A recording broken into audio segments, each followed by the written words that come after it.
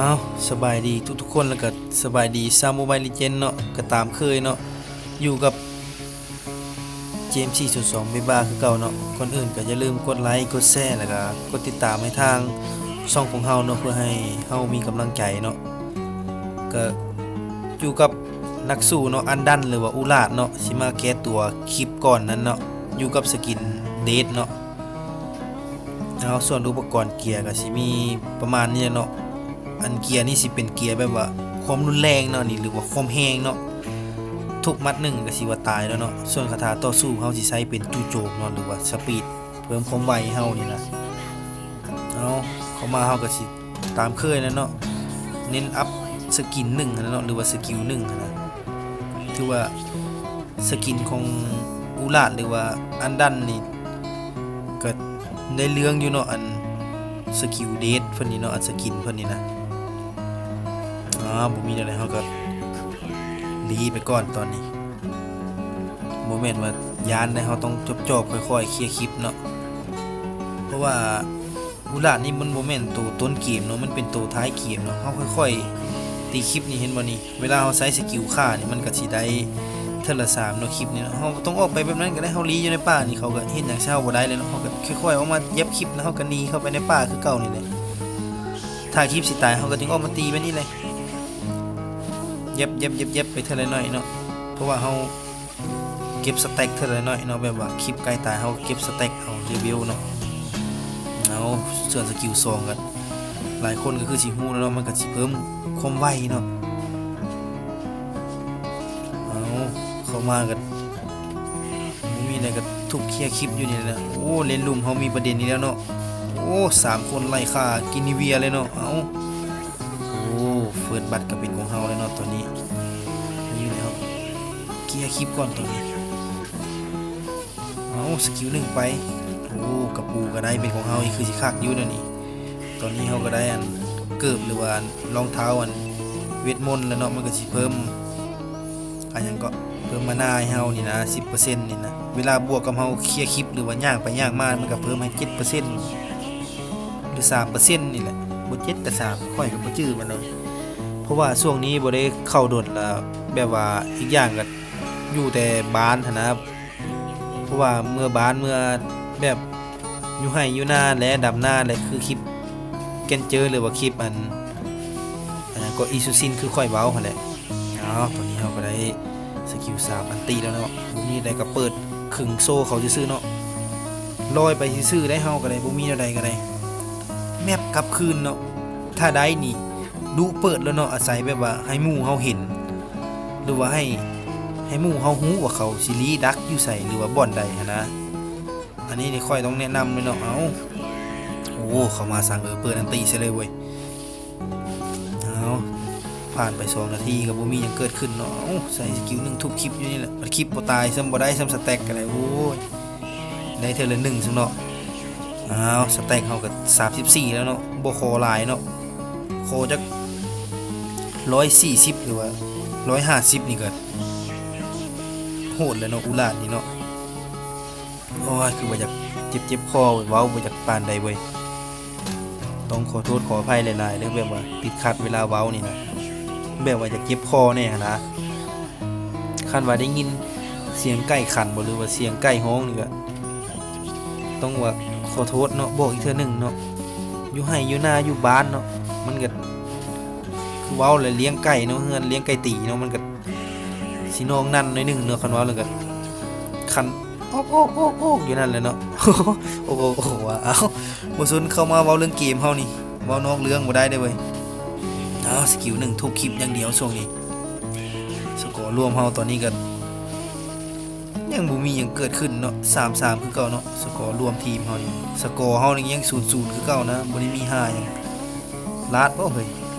บ่ลาดดอกเดี๋ยวญาติแฟนนี่เดี๋ยวเครียดพัดออกบ่ได้เด้อเว้ยทางเฮานะขา2เนาะมีทั้งเซเบอร์ทั้งแฟนนี่เนาะเล่นลุ่มเฮาก็มีลาปูเนาะแฟนนี่ก็สิลงไปซอยเนาะเล่นกลางเฮาเจอกับลูน็อกเนาะเกนเจอเนาะมีอะไรก็ทุบคลิปไปก่อนตอนนี้เล่นลุ่มมีประเด็นอีกแล้วบ่สนจังหวะนี้ลอยไปใส่เลยเฮาบ่สนจังหวะนี้เรียกว่าเหย้าจังหวะนี้ หยุดก่อนเพราะว่าเฮามาเอาเต่าบ่แม่นว่าลอยลงไปซอยหมู่ได้ลอยมาฟาร์มในสไตล์เฮาได้เอาถูกเต่าอย่างเดียวบ่มีไผมาซอยเลยบ่เฮ้ยมาในที่ทางเฮานะโอ้มาแล้วเอาเก็นเจอเฮามาซอยแล้วเก็นเจอเฮาเอาค่อยๆเย็บไปเถิดหน่อยเดี๋ยวเนาะเฮาก็ได้บ่มีแนวใดก็ได้เอาสกิล1ทุบไปเพื่อจะได้เพิ่มสแต็กหน่อยหนึงเพิ่นโอ้มีอะไรกันนำเน็ตลีเลยกดจู่โจมไปจังหวะนี้สกิล1ไปทุบอีกโอ้ยถึกยันซะป้าคันซันอีกบาทที่2นี่เสร็จเลยนะหั่นน่ะโอ้ยเสียดายได้เหลือหน่อยเดียวนึงหมุนเดี๋ยวนี้ต้องทุบคลิปอย่างเดียว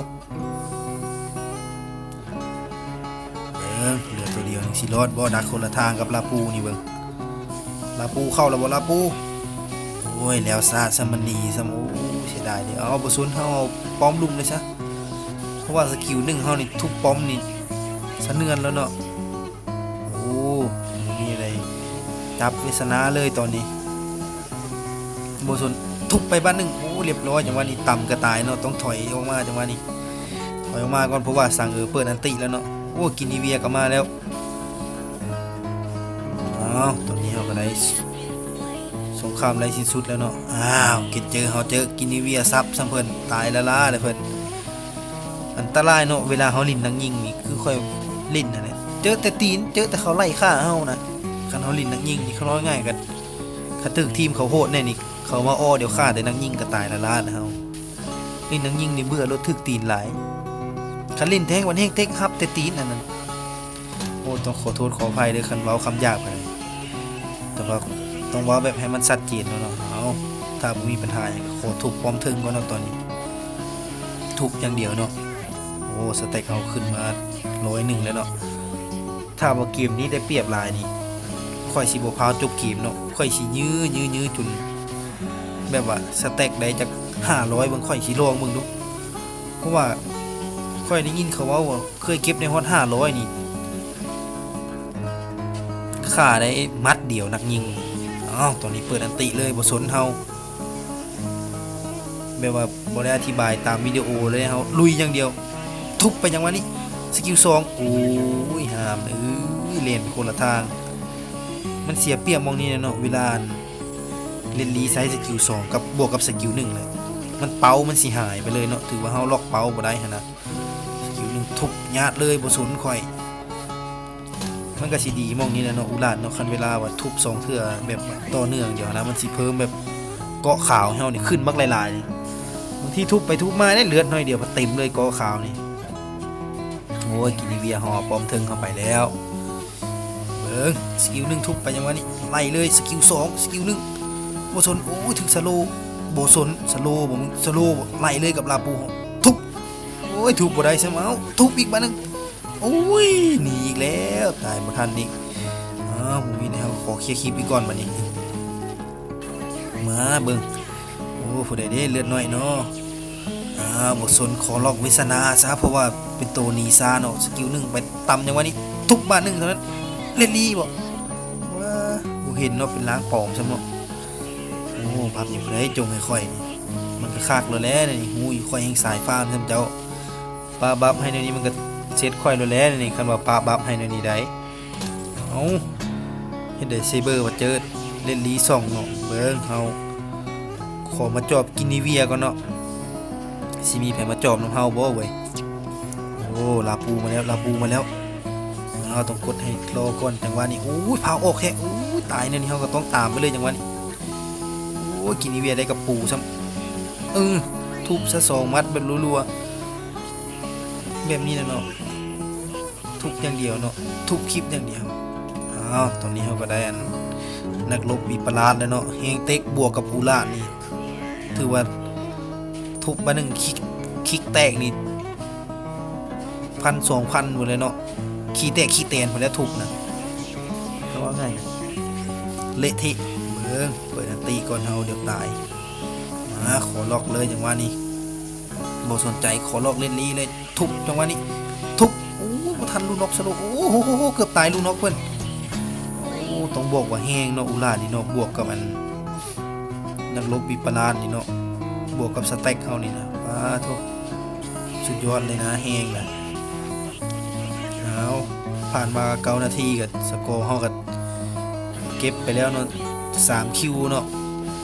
ช่วยเหลือไป2เนาะตายหันยังเนาะสกอร์ทีมก็8-8เนาะถ้าว่ารอบนี้ได้เปรียบหลายลีนี่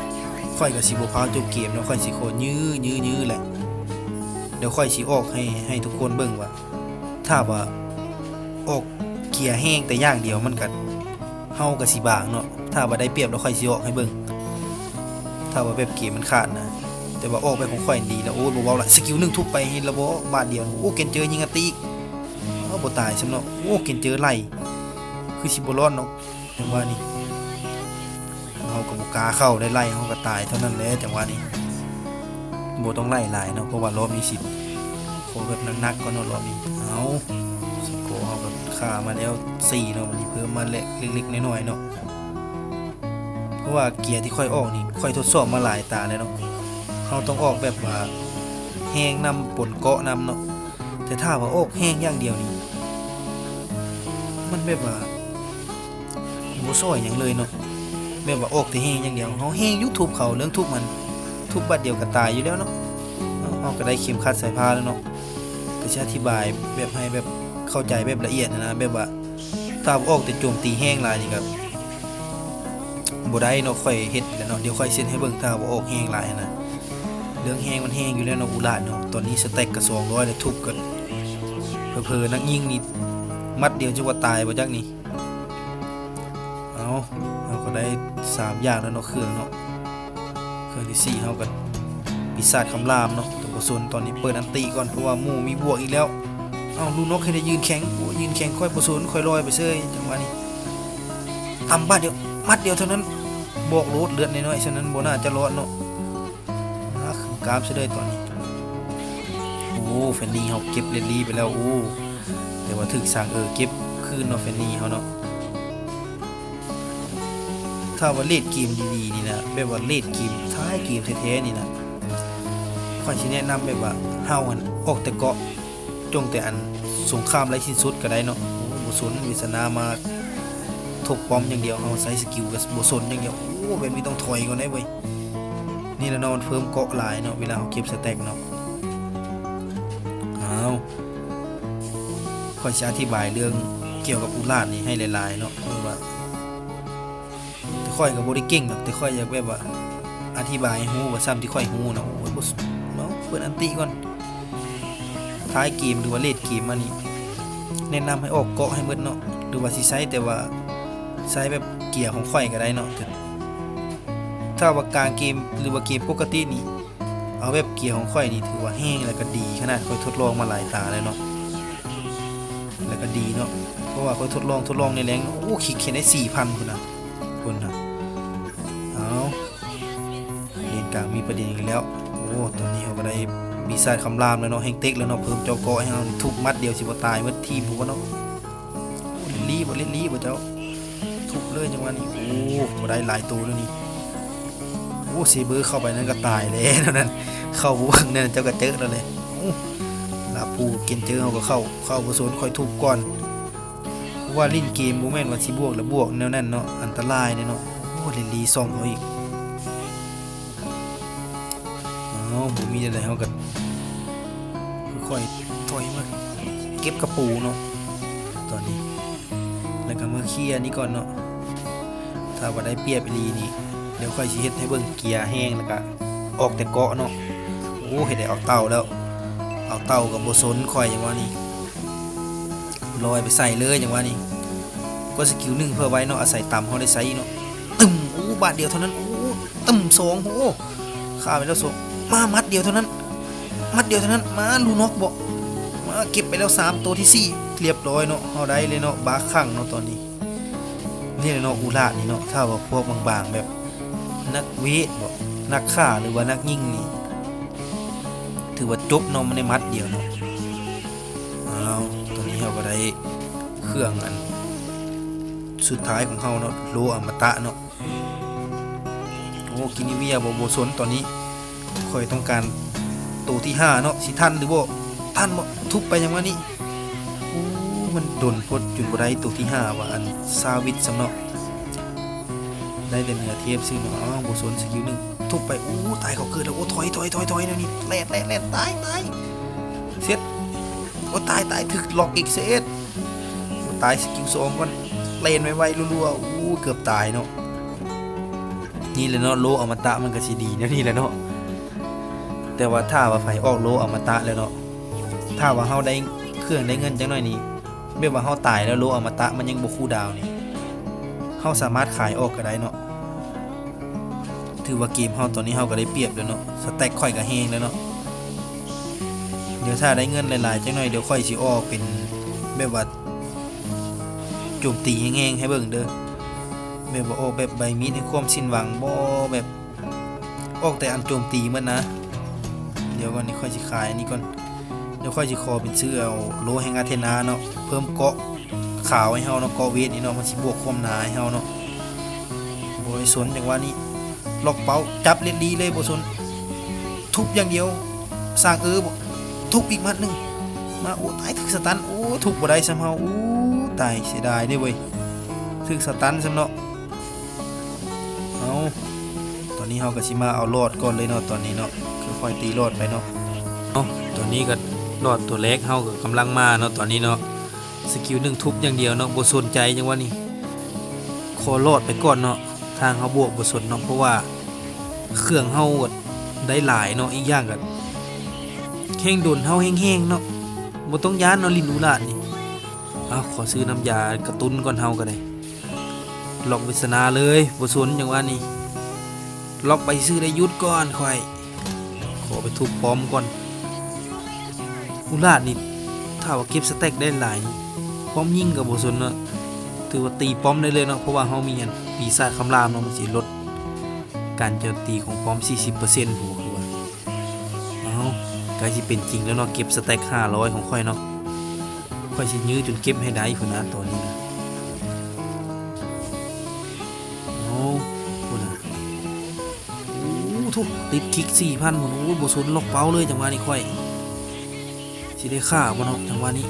เลือดลีเวสนาบ่จังหวะนี้ทุบไปโอ้ยถึงสตันซ้ำมาขอรู้นกก่อนจังหวะสกิลไปจังหวะนี้โอ้ตายถึงสตันนี่แล้วโอ้ยเบิ่งมาโอ้ยบ่ได้ซ้ำเนาะข่อยว่าสิจัดแบบคักๆเนาะโอ้พุ่นน่ะคิก 5,000 พุ่นแฮงเต็กบัดนี้โอ้เฟนนี่เขาเข้าไปเลยจังหวะนี้ไวบ่เฟนนี่เฮาโอ้ไปทุบป้อมซ้ำโอ้ยบ่พอจบเนาะจบได้อยู่แล้วเนาะตอนนี้เนาะค่อยทุบป้อมบาดเดียวกับมุ่นแล้วเนาะแต่ค่อยสิบ่ตีเนาะค่อยสิถอยออกมาเทื่อละน้อยค่อยสิขอแบบว่ากระเทินแหละเนาะแบบว่าเฮาได้เปรียบแล้วก็ครับอันนั้นแห้งท้ายเกมเฮาแห้งๆเนาะค่อยสิขอแบบว่าเก็บสเต็กจัก500นี่นะเดี๋ยวค่อยสิออกให้เบิ่งว่าถ้าเฮาออกแห้งหลายแล้วมันสิบางนะนี่ค่อยก็สิขอซื้อเป็นรองเท้าเทวดาเนาะแล่นไวก็เนาะเติมของไวเนาะอันนี้เนาะตอนนี้เฮาก็สิขายเครื่องบางอย่างออกไปแล้วเฮาสิซื้อความแห้งให้เบิ่งนี่นะค่อยสิขายให้เบิ่งมันเฮาแบบว่าเฮาได้แต่แห้งคือเก่าเนาะมันบ่เพิ่มแบบว่าเกาะเกอะมันหยังให้เฮาหั่นนะก็สิเบิ่งไปนี่แหละว่ามันสิเป็นอะไรเดี๋ยวมันต้องบางอยู่แล้วเพราะว่าค่อยลิ้นหลายแบบหลายเกียร์แล้วเนาะมีแต่เกียร์ที่ค่อยโซ่มาแต่ทมิดแล้วมันแห้งดีเนาะจังหวะนี้ก็บ่สนขอล็อกเล่นลีตามเคยเฮาเพราะว่าลินอุลาดหน้าที่เฮาคือล็อกนักยิงเนาะหยุดเกือบบ่ทันมัดเดียวเลยตายเฮานี่เห็นบ่เนาะมันได้คมแห้งเนาะแต่ว่าโอ้ยแบบนั้นเถอะบ่ติดอกตายอยู่แล้วแบบนั้นลอยเข้าไปแบบนั้นผ่านมา19นาทีแล้วมือตึงหมดแล้วนั่นนี่นะถูกคลิปเบิ่งรูปบาทเดียวเท่านั้นดิตอนนี้เฮาก็ได้โลอมตะแล้วเนาะตอนนี้เนาะมาบาทนี้ขอตื้อไปอีกบาทนึงขอทุบไปอีกบาทนึงอีกเนาะเฮ็ดได้เล่นลียิงแฮงแท้นั้นบ่สนกดจู่โจมไปจังหวะนี้บ่ได้ซ้ำมาขอสร้างก็ได้กินอีเวียก็ได้มัดนึงไปยังบ่ตายเนาะตายเฮาสิตายอีกซะบ่ทั้งว้ายต้องถอยมาก่อนนี่ถึกเล็บอี2อีกเนาะตายเลยเนาะถึก2อีกบ่มีไหนเฮาก็ขอมาคิก 5,000 พุ่นน่ะ 5,500 พุ่นน่ะโหแท้นี่ เอาต่อไปก็ขอเป็นรอดก่อนเนาะป้าสุดเลือดขาวขึ้นพี่ลึกอีหลีกว่านะป้าทุบๆเป็นทุบบาดใดกับผมเอารอดนี่เฮาก็สิได้บ่โอ้มีลูกน็อกมาอีกโอ้ยถึงสตันทำสิได้ใช้บ่อันติเฮานี่เนาะโอ้ยเหลียวซาดถึงสตันไปสตันมาเอ้าทางกินิเวียมีทางนั้นมาโอ้ยเสียดายเด้รอดเขาได้ซะบัดนี้เอาต้องถอยก่อนเฮาจังหวะนี้เอาขอทุบบวกได้ซะกระเทินแล้วมัดหนึงไว้อีก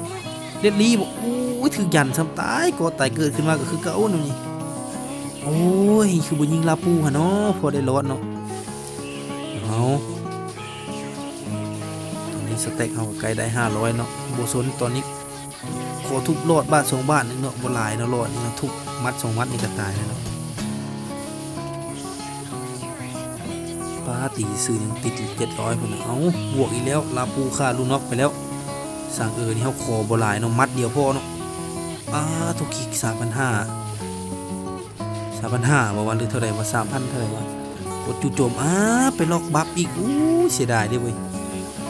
ขั้นบ่ล็อกเป้าไว้เลยเนาะอู้วิสนามาในนี้เจ้ากระเจิกแล้วนั่นนี่ตอนนี้เฮาก็ซื้อเป็นหมวกผู้พิทักษ์เนาะเพราะว่าท้ายเกมนี่ค่อยขายเครื่องออกเนาะค่อยสิเอาออกแต่เกาะเนาะอันนี้เนาะตอนที่ค่อยตายเนี่ยค่อยขายเครื่องออกแล้วค่อยซื้อเป็นเกาะเหมือนเนาะวันนี้เนาะแต่ว่าก็ต้องขอโทษขออภัยเนาะที่ว่าบ่ได้เห็นตอนขายเกาะหรือว่าแนะนำซื้อเกาะนะตอนนี้เฮาก็สิขายนั่นนักรบบิปลาสก็เนาะซื้อเป็นชุดเกาะใบมีดก็เนาะวันนี้ต้องขอโทษหลายๆเวลาแบบว่าค่อยขายบ่ให้ไปเห็นเพราะว่าค่อยตัดออกเนาะตอนที่ค่อยตายแล้วค่อยซื้อนะตอนนี้เฮาก็ล็อกเล็ดลีซับมัดหนึ่งทุบไปอย่างว่านี้เฮาหนาแล้วเนาะตอนนี้เนาะทึกแล้วคันว่าง่ายๆกันเลยเห็นบ่ลูนอกยิงก็เจ็บๆเธอหน่อยเนาะแต่เฮามาบังเกนเจอไว้ก่อนเนาะเพราะว่าป้าให้นักยิงตายบ่ได้เนาะบอกก่อนเลยเนาะเดี๋ยวก่อนตอนนี้เฮาก็ต้องลีก่อนเนาะค่อยๆลีค่อยๆอ้อมมาเนาะเพราะว่าเฮาอุลาดนี่ทุกมัด2มัดนี่ก็เรียบร้อยเลยเนาะสเต็กเฮาก็ได้485เนาะบ่สนตอนนี้ขอล้วงหลังเลยจังหวะนี้ทุบกินิเวียไปบ่เป็นหยังอีกอุ้ยเด็ดลีบ่ขอล็อกเป้าจังๆดูจักบาทดูมันต่ำไปบ้านนึงทุบไปเรียบร้อยเนาะเกิดมาทุบไปอีกบ้านนึงเนาะตายเลยเนาะมาเหลือกินิเวียบ่บัดนี้บ่สนขอกินิเวียนี่ขออีกมัดนึงอุ้ยไปทุบล้างปอมโอ้แช่แข็งอีกขออีกมัดนึงอุ้ยบ่ติดคิกซ้ำมัดสุดท้ายจังหวะนี้เรียบร้อยเนาะจบเกมเนาะขอโซสติกเกอร์ปิดท้ายเนาะเอาก็ถือว่าจบไปแต่ซ้ำนี้เนาะเบิ่งตามเคยนี่ก็ถือว่าปล่อยบ่ได้เนาะค่อยต้องจบเนาะเพราะว่ายื้อดนแล้วเนาะถือว่าบางตอนที่ว่าตัดออกก็ต้องขอโทษขออภัยน้ำหลายๆเนาะถ้าว่าใครมักคลิปนี้หรือว่าถึกใจกับอันดันหรือว่าอุลาสกินเดทนี่เนาะสกินความตายนี่ก็กดไลค์กดแชร์แล้วก็กดติดตามเพื่อเป็นกำลังใจทางช่องของเฮานี่เด้อสำหรับมื้อนี้ก็ขอลาโตวไปก่อนบ่แม่นหยังดอกแม่ฮ้องไปดำนาแล้วเนาะมันสิฮอตเพนไปดำนาเนาะฮอตยามแล้วเนาะไปดำนาแล้วเนาะมื้อนี้ก็ขอลาโตวไปก่อนขอขอบใจ